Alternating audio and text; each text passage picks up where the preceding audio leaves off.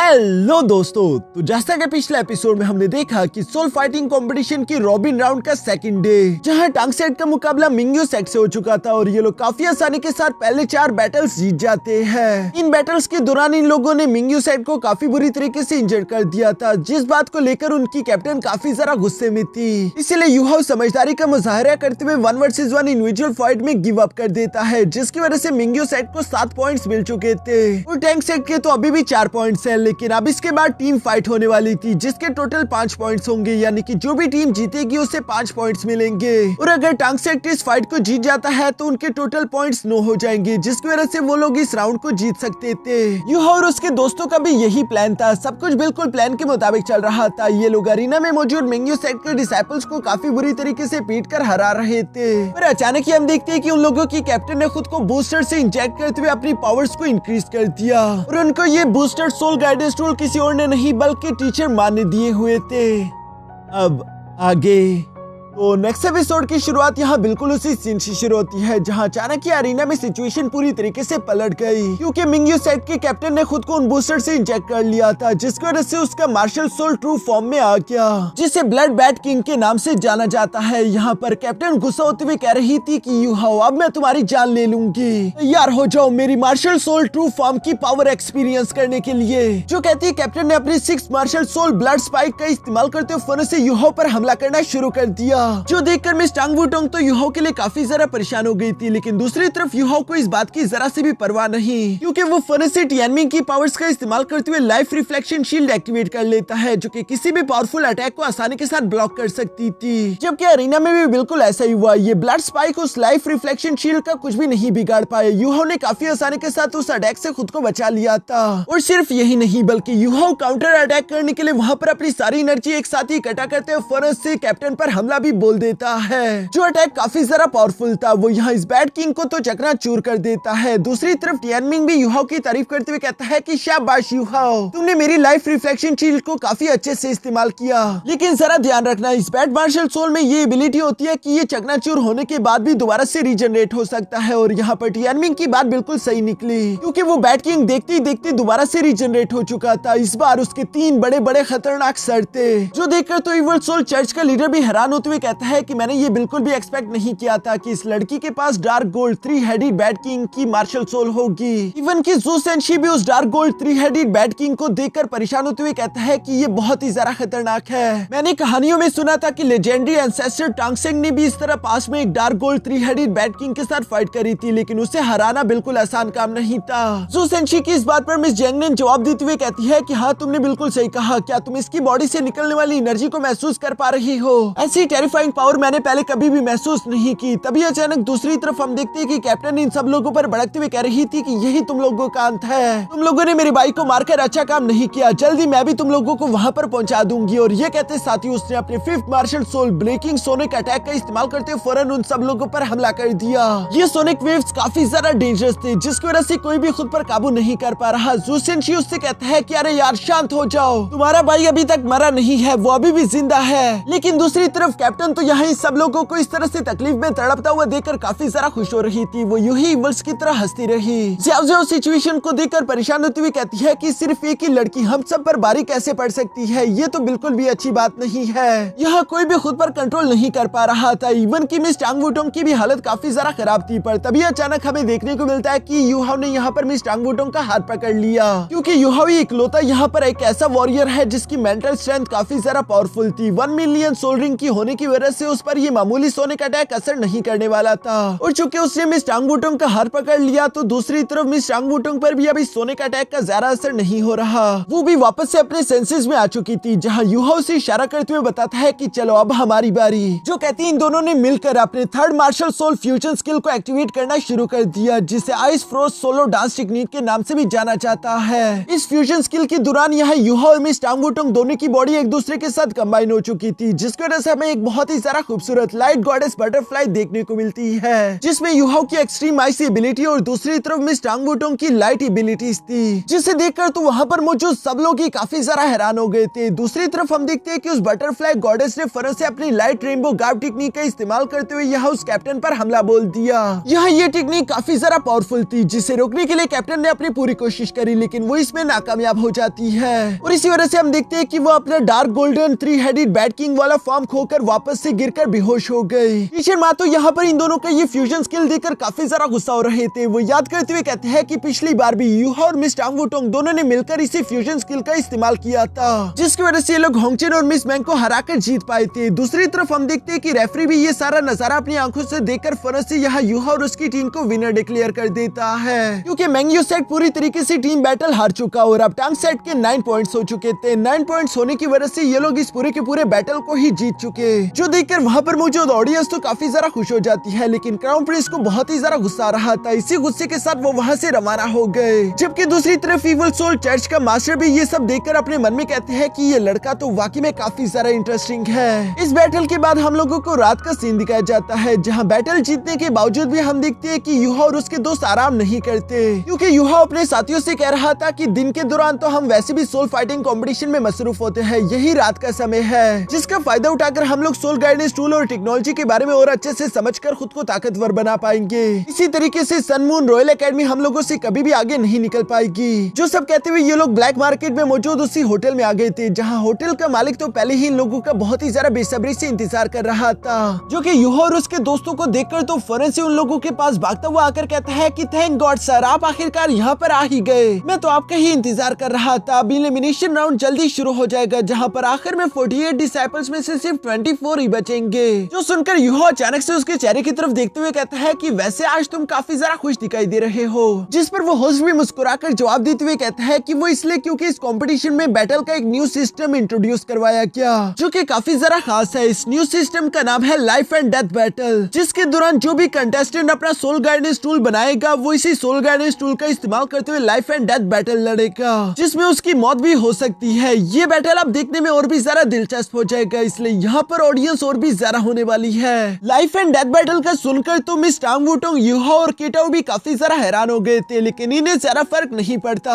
क्योंकि इन लोगों को खुद पर यकीन था। इसके बाद हम देखते हैं कि एलिमिनेशन राउंड यहाँ पर शुरू हो गया, जहाँ पर सारे के सारे कंटेस्टेंट सोल गाइडेंस टूल्स बनाने की कोशिश कर रहे थे। देखते ही देखते वहाँ पर मौजूद सारे के सारे कंटेस्टेंट्स ने बारी बारी करके अपने सोल गाइडेंस टूल को कंप्लीट कर दिया, इससे पहले कि टाइम खत्म हो पाए। जबकि दूसरी तरफ वहाँ पर मौजूद ऑडियंस तो सारी की सारी गैम्बलर्स की थी, जो कि यहाँ पर मौजूद कंटेस्टेंट्स पर गैम्बलिंग कर रहे थे। अब चूंकि इन लोगों ने अपने अपने सोल गाइडेंस टूल्स कंप्लीट कर लिए थे, तो बारी था यहाँ लाइफ एंड डेथ बैटल का, जिसके लिए स्टेज को तैयार किया गया और यहाँ स्टेज पर युहा और उसके सामने एक और डिसाइपल था। युहा का नंबर है 66 और दूसरे डिसाइपल का 48 था। यहाँ पर मौजूद सारी की सारी ऑडियंस युहा को देखकर उसका मजाक उड़ाते हुए कहती है कि ये लड़का तो व्हील चेयर पर है, हमें नहीं लगता कि ये जरा सा भी खास होगा। इसलिए वहाँ पर मौजूद सारे के सारे लोगों ने ही 48 नंबर पर अपना सारा के सारा पैसा लगा दिया, लेकिन मिस टांग वुटोंग भी तो वहीं पर मौजूद थी, जो कि अपना सारा के सारा पैसा यहाँ युहा पर लगा देती है। 48 नंबर पर तकरीबन 97% लोगों ने अपना पैसा लगाया था, जबकि दूसरी तरफ 66 नंबर पर तो सिर्फ 6% लोग ही अपना दाव लगाए थे। दूसरी तरफ अरीना में हम देखते हैं कि यहाँ टाइम खत्म होने पर होस्ट ने भी इन दोनों को तैयार होने का बोल दिया था,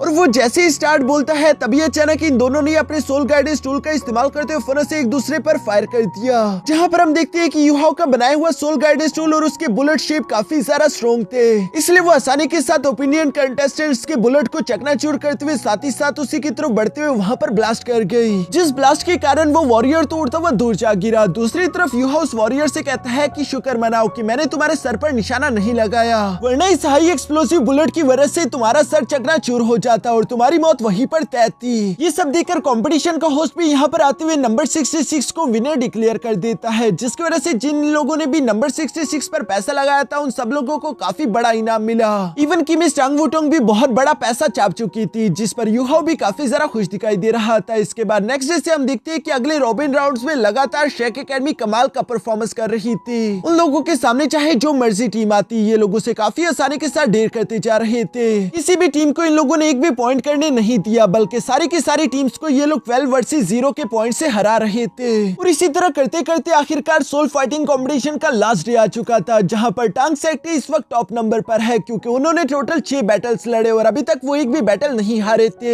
जबकि दूसरी तरफ शेक एकेडमी की टीम भी पूरे 5 बैटल्स लड़ने के बावजूद भी एक बैटल नहीं हारी। उन्हें अभी भी एक बैटल और लड़नी होगी ताकि वो शेक एकेडमी के बराबर आ सके, लेकिन सन मून एम्पायर काफी बुरा परफॉर्म कर रही है। उन लोगों ने अब तक 4 बैटल्स लड़ी थी, जिनमें से एक बैटल वो ऑलरेडी अभी यहाँ टांगसेट के खिलाफ हार चुके, इसलिए उन लोगों को नेक्स्ट डे यहाँ शेक एकेडमी के खिलाफ अच्छा परफॉर्म करना होगा। लेकिन दूसरी तरफ शेक एकेडमी भी इसी बात के लिए तैयार हो रही थी। मिस यावी अपनी टीम को समझाते हुए कहती है कि फाइनल राउंड का फर्स्ट स्पॉट ऑलरेडी टांगसेट ने अपने नाम पर करवा लिया। अब कल के बैटल के दौरान हम लोगों को भी सन मून रॉयल एकेडमी को हराना होगा ताकि सेकंड स्पॉट हमारा हो जाए। जिस पर नेंगटियान एप्पल खाते हुए काफी सारा शांत रहकर मिस यावी को जवाब देते हुए कहता है कि अगर कल की फाइट को हम लोग सन मून रॉयल एम्पायर के खिलाफ हार भी जाए तब भी हम लोग आसानी के साथ फाइनल में पहुंच सकते हैं क्योंकि ऑलरेडी हम लोग 5 बैटल्स को जीत चुके। जिस पर मिस वांग काइनीर उसे जवाब देते हुए कहती है कि नहीं, ये बिल्कुल भी सच नहीं। अगर कल की फाइट हम लोग सन मून रॉयल एकेडमी के खिलाफ हार गए तो उसके बाद हम लोगों का मुकाबला टांगसेट से होगा और टांगसेट को हराना काफी ज्यादा डिफिकल्ट है, यानी कि उसके बाद हम लोगों के लिए मुश्किलें काफी ज्यादा बढ़ जाएगी, इसलिए यही हमारा आखिरी मौका है। दूसरी तरफ सन मून रॉयल एकेडमी भी इसी बात को लेकर परेशान थी क्योंकि अगर कल के दिन वो लोग शेक एकेडमी को ना हरा पाए तो वो लोग वैसे ही एलिमिनेट हो जाएंगे।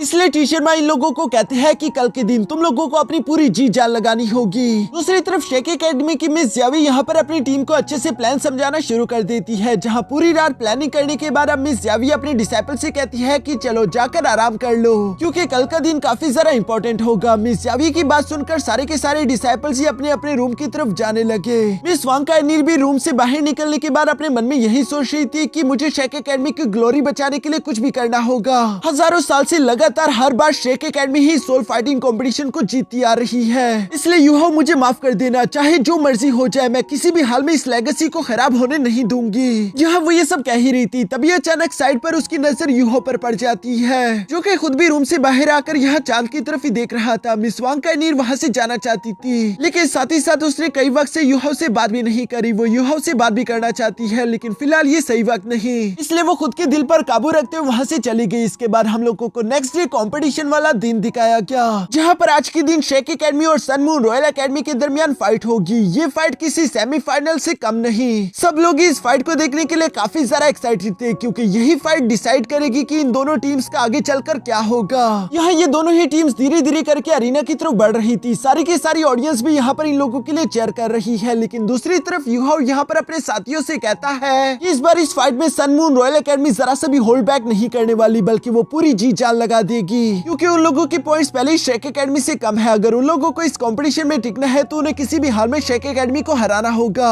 यहाँ वो भी ये सब कह ही रहा था तभी अचानक इन लोगों की नजर यहाँ सन मून रॉयल एकेडमी की टीम पर पड़ जाती है, जिसमें कई सारे न्यू चेहरे देखने को मिले। यहाँ सन मून रॉयल एकेडमी में न्यू मेंबर्स को देखकर तो सब लोग काफी ज्यादा हैरान हो गए थे, लेकिन यूहो अपने मन में कह रहा था कि पता नहीं आखिर सन मून रॉयल एकेडमी करना क्या चाहता है। मुझे लगता है कि वो लोग अपनी रियल स्ट्रेंथ को छुपाने की कोशिश कर रहे हैं। जरूर इन लोगों के पास कुछ न कुछ खास एबिलिटीज होगी। दूसरी तरफ कंपटीशन का रेफरी भी यहाँ पर सब लोगों के सामने अनाउंसमेंट करते हुए कहता है कि आज की ये battle Sun Moon Royal Academy versus Shake Academy की होगी, जिसमें सबसे पहले इंडिविजुअल एलिमिनेशन मैच होगा। इसलिए दोनों ही टीम्स अपने एक एक वॉरियर को अरीना की तरफ भेजते हैं, जहाँ पर हम देखते हैं कि शेक एकेडमी की तरफ से तो वांग काइनीर अरीना की तरफ बढ़ने लगी, जबकि दूसरी तरफ सन मून रॉयल एकेडमी को रिप्रेजेंट करने के लिए उन्हीं का एक डिसाइपल कैंग जियान यहाँ अरीना में पहुंच गया था। दोनों ही एकेडमीज के वॉरियर के अरीना पर आने के बाद हम देखते हैं कि दूसरी तरफ चीफ रेफरी ने भी फर्नेस फर्स्ट मैच की शुरुआत कर दी थी, जो सुनकर तो कैंगसी सबसे पहले खुद को तैयार करते हुए फर्नेस से उसने अपने 3 स्केलेटन वॉरियर्स को तेजी के साथ मिस वांग काइनीर पर हमला करने के लिए आगे की तरफ भेज दिया।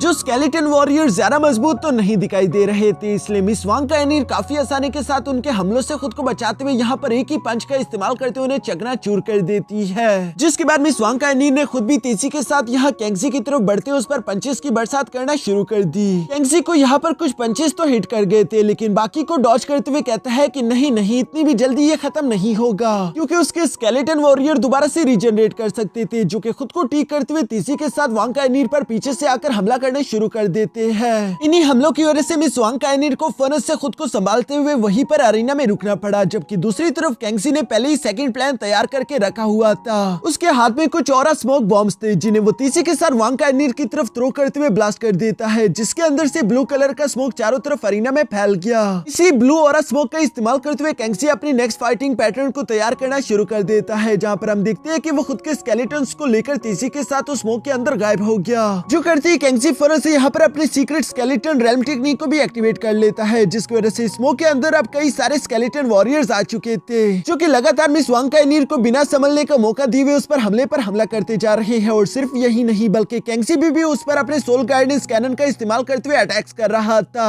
इन सब चीजों की वजह से तो मिस वांग काइनीर की सटक चुकी थी और वो फौरन से अपने गोल्डन स्पीयर को यहाँ बाहर निकाल लेती है। जिस गोल्डन स्पीयर का प्रेशर ही काफी ज्यादा खतरनाक था, वो बाहर निकलते ही वहाँ पर मौजूद सारे के सारा ऑरा स्मोक और उस स्केलेटन्स को डिस्ट्रॉय करके हटा देता है। और सिर्फ यही नहीं बल्कि कैंगसी जो के पीछे हटने की कोशिश कर रहा था, मिस वांग काइनीर उसे भी नहीं बख्शती, बल्कि उसने फौरन से अपनी चेन्स का इस्तेमाल करते हुए यहाँ कैंगसी को जकड़ लिया। जिसके बाद वो अपने मार्शल सोल गोल्डन ड्रैगन का इस्तेमाल करते हुए तेजी के साथ कैंगसी पर फाइनल अटैक चल देती है। ये अटैक इतना ज्यादा पावरफुल था कि कैंगसी अब इसके बाद अपने पैरों पर खड़ा ही नहीं हो पाता, जबकि उसका एक हाथ भी टूट चुका था। इसी वजह से चीफ रेफरी ने यहाँ पर इस फर्स्ट राउंड का विनर मिस वांग काइनीर को डिक्लेयर कर दिया। जो सब देखकर सन मून रॉयल एकेडमी की मिस मिंग याद करती है कि कल रात उसने टीचर मास से इसी बारे में बात करी थी कि वांग काइनीर श्रेक एकेडमी की सबसे ज्यादा पावरफुल वॉरियर है, जिससे 1 वर्सेस 1 फाइट के दौरान हमारी टीम में से कई सारे वॉरियर तो हरा ही नहीं पाएंगे। टीचर मा भी मिस मिंग की ये बातें सुनकर जवाब देते हुए कहता है कि हाँ, तुमने बिल्कुल सही कहा और इसी वजह से मुझे लगता है कि श्रेक एकेडमी वांग काइनीर का ही इस्तेमाल करेगी।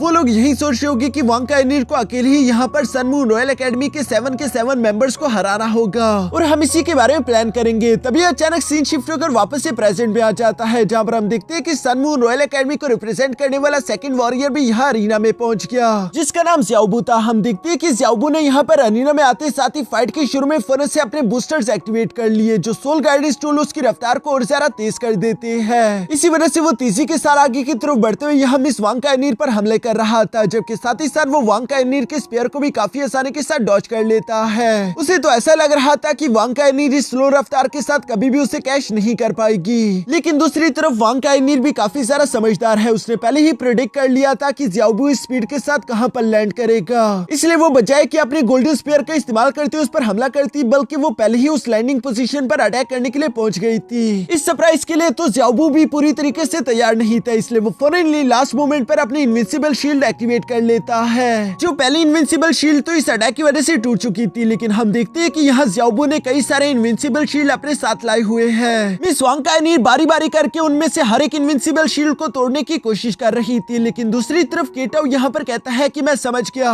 कि सन मून रॉयल एकेडमी क्या करना चाहती है। असल में ये एक इनविंसिबल शील्ड काफी ज्यादा कीमती है, लेकिन ये ज़्याओबू लड़का इतने सारे इनविंसिबल शील्ड लेकर यहाँ पर आ गया है, जो कि इन लोगों के प्लान को रिप्रेजेंट करती है। मुझे लगता है कि इन लोगों का यही प्लान होगा कि ये लोग वांग काइनीर को थका देना चाहते हैं, और चूंकि उसके पास सोल एनर्जी बचेगी ही नहीं, तो उसके बाद बाकी के श्रेक एकेडमी मेंबर्स को हराना इन लोगों के लिए ज्यादा डिफिकल्ट नहीं। और यहाँ अरीना में भी बिल्कुल ऐसे ही चल रहा था। ज़्याओबू लगातार एक के बाद एक इनविंसिबल शील्ड एक्टिवेट करता जा रहा है। मिस वांग काइनीर ने ऑलरेडी कई सारे इनविंसिबल शील्ड्स को अपने स्पेयर का इस्तेमाल करते हुए ब्रेक तो कर दिया था, लेकिन इसी वजह से उसकी कई सारी सोल पावर भी जाया हो चुकी थी। इससे पहले कि उसकी सोल पावर पूरी तरीके से एग्जॉस्ट हो पाती, वो फाइनल अटैक करते हुए यहाँ लास्ट इनविंसिबल शील्ड को भी ब्रेक कर देती है, जिस वजह से तो ज़्याओबू उड़ता हुआ पीछे जा गिरा। यहाँ पर वांग काइनीर इससे पहले कि अपने स्पेयर का इस्तेमाल करते उसकी गर्दन पर हमला कर पाती, तभी अचानक ज़्याओबू ने खुद ही हार मान ली, जो देखकर वहाँ पर मौजूद सारी की सारी ऑडियंस फौरन से वांग काइनीर को चीयर अप करना शुरू कर देती है। इवन की टंगस्टेड के सारे मेंबर्स भी इस जीत से काफी ज्यादा खुश दिखाई दे रहे थे,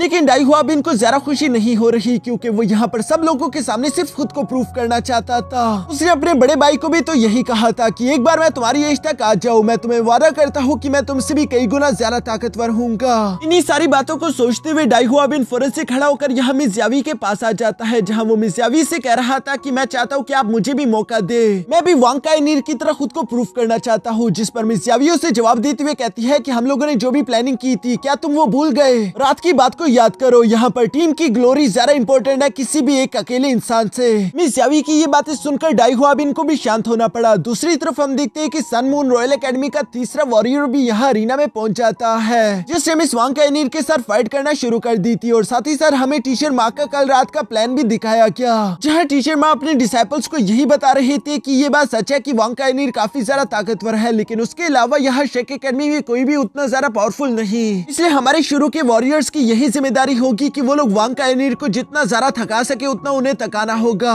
क्योंकि एक बार अगर मिस वांग काइनीर हार गई तो उसके बाद हम लोगों को श्रेक एकेडमी के सिर्फ 3 ही वॉरियर्स को हराना है। बेशक बाकी के सारे फाइट्स हम हार भी जाए, तो इसकी वजह से 7 वर्सेस 3 पॉइंट्स हो जाएंगे। फिर सारा के सारा मैच यहाँ टीम बैटल पर डिसाइड होगा और टीम बैटल के तो टोटल 5 पॉइंट्स होते हैं। और चूंकि हम लोग पहले ही वांग काइनिर को जख्मी करके और थकाकर हरा चुके होंगे तो इसलिए टीम बैटल में वो अच्छा परफॉर्म नहीं कर पाएगी, जिस वजह से होंगचेन और मिस मैंग दोनों मिलकर आसानी के साथ शेक एकेडमी को टीम बैटल में हरा देंगे, जिसकी वजह से सनमून रॉयल एकेडमी को टोटल 8 पॉइंट्स मिलेंगे। और 7 वर्सेस 8 पॉइंट होने की वजह से सनमून रॉयल एकेडमी इस पूरी की पूरी बैटल को जीत जाएगा। यहाँ पर इन लोगों ने ये प्लानिंग तो काफी जरा अच्छी करी थी, लेकिन दूसरी तरफ मिस वांग काइनिर ने जैसे ही तीसरे डिसाइपल को हराया वो फौरन ही सब लोगों के सामने कहती है कि हमारी शेक एकेडमी आगे के लिए हार मानती है। ये देखकर तो टीचर माँ और बाकी के सब लोग काफी जरा हैरान हो गए, क्योंकि इसी वजह से सनमून रॉयल एकेडमी को 7 पॉइंट्स मिल चुके थे और टीचर माँ की सारी प्लानिंग ही दरी की दरी रह गई, क्योंकि दूसरी तरफ मिस यावी भी टीचर माँ को अच्छे से जानती थी कि वो लोग जरूर वांग काइनिर को थकाने की कोशिश करेंगे। और इसलिए मिस यावी ने भी वांग काइनिर से बिल्कुल सेम कहा था कि जैसे ही तुम 3 बैटल्स को जीत जाओ फौरन हार मान लेना,